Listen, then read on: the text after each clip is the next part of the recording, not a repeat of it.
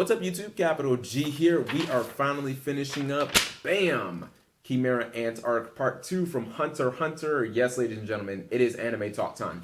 Now, in Part 1, we discussed the first half of the arc, so basically now we're going to break down everything, starting with the time that this dude right here, King Meriam, was born until the very end of the arc. Now, some quick changes that I'm doing to anime talk. You can see that I've got my notes here. I'm going to be changing the format that I do anime talk in. And basically, it's going to break down into 3 categories. Number 1 is going to be key story notes. And these are just major things that happened in the story of the arc that I felt were really important that I want to discuss briefly. Secondly, we're going to have things that I liked, pretty much self-explanatory. And then third is going to be things that I didn't like, and that's, again, self-explanatory. I feel like this is going to make my videos a little more time-friendly. It's going to, keep me focused on the major points that I need to hit so I don't just go, rambling off on some random shit. Also, I'm going to be giving arc scores. I feel like this is going to be just a great representation of how I really felt about the arc because, I may over-glamorize an arc that I didn't love but I liked, and I feel like it's just an easy way to associate how I felt about the arc. And then last, I'm going to give character arc awards. Well, really just one. I'm going to have a character of the arc, and this is just going to be the character who I felt made the biggest impact of the arc, or was the most awesome, badass, or just a character who just stole the show. Somebody who was just really awesome, who, I come away feeling like, man, that dude just absolutely killed it. Or that lady, because, all these shows, there will probably be some ladies that win this award. So I've got about 3 anime talks that I want to do, so you guys will definitely be seeing a lot more anime talks. Okay, so let's jump into Hunter x Hunter. All right, so if you guys watched part 1, and if you didn't, it's going to be linked in the description of my review of the Chimera Ant arc, you would know that I was thoroughly enjoying it. I felt like Greed Island kind of got away from the dark and somber mood that the show was setting with York City, and I felt like Chimera Ant just kind of jumped right back into it. Things were going to holy hell, and I was liking it. The dark tone was one of the things that I really enjoyed about this show, and it was so unexpected, so it kind of hit you like a ton of bricks.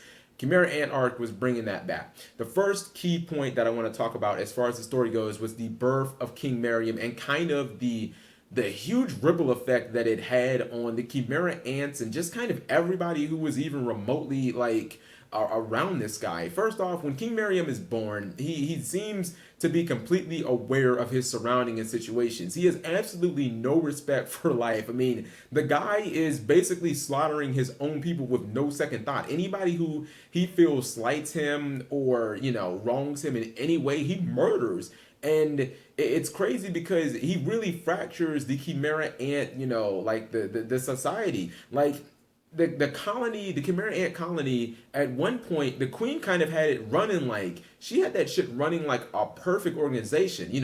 Basically every soldier had their place and they were all loyal to her, and, they were a bunch of good workers working for the good of her, and he comes out and he basically just breaks it in half.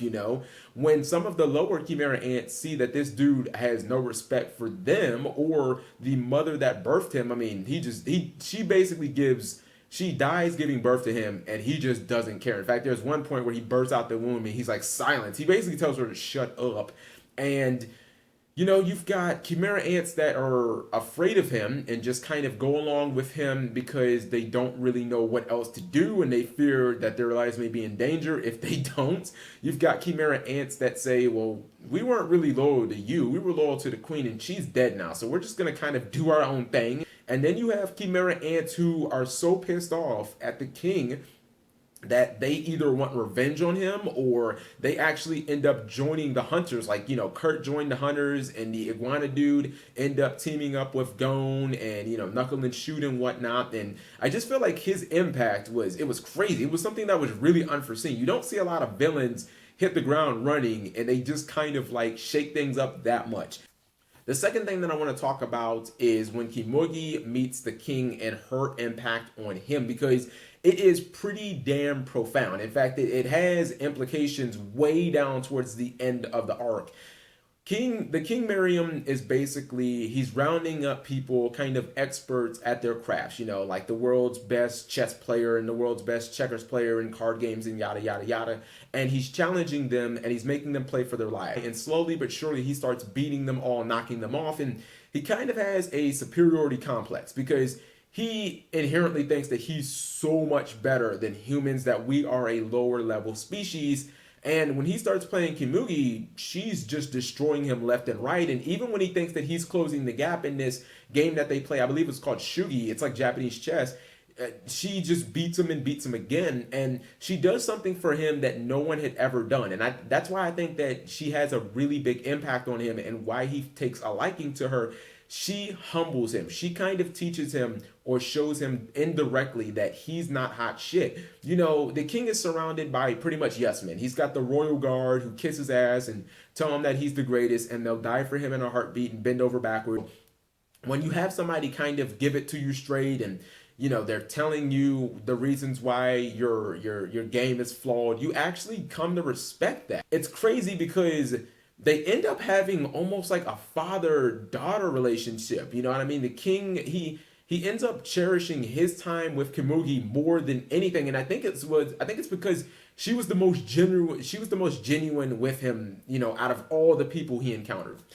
Next thing up is the assault on the king's castle, and this is where the second half of the arc just gets real as shit. It's kind of when, you know, they're enacting this plan to separate the king from the royal guard. You know, you've got kind of two men teams. You know, Knuckle and Shoot are supposed to take, you know, Yuppie, and Gon and Kilia are supposed to take on P2, and it's like everything that can go wrong just goes wrong. You know, a member gets captured, and when they enter his castle, Yuppie's kind of sitting right there when they're trying to go in a little under the radar. It was intense. It was awesome. From the time that happened until the time that the king ended, it was just non-stop action, and it was really, really hype. And then the last thing was obviously the ending of the arc.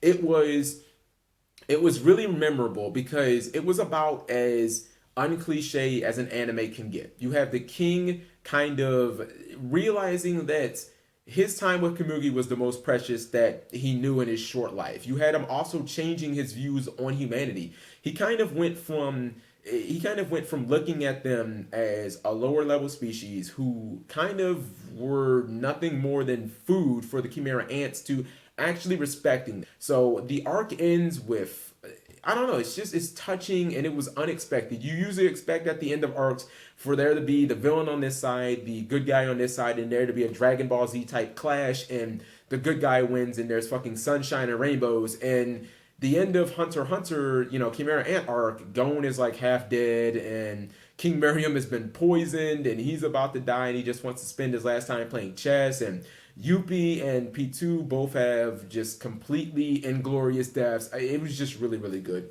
Now, things that I liked about this arc.